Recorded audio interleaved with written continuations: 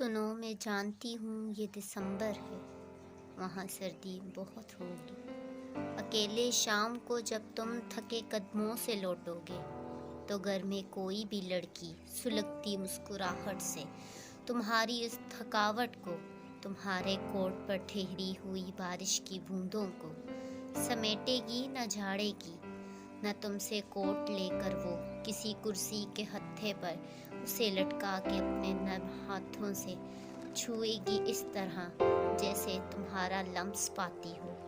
تم آتش دان کے آگے سمٹ کر بیٹھ جاؤ گے تو ایسا بھی نہیں ہوگا۔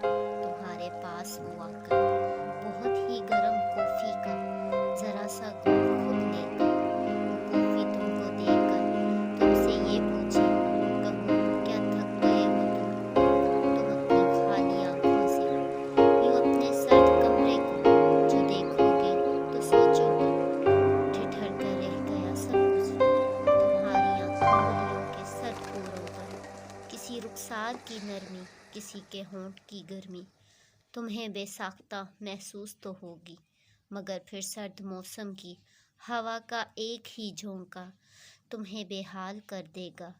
تھکے ہارے ٹھٹھرتے سرد بستر پر اکیلے لیٹ جاؤ گے۔ سنو میں جانتی ہوں یہ دسمبر ہے۔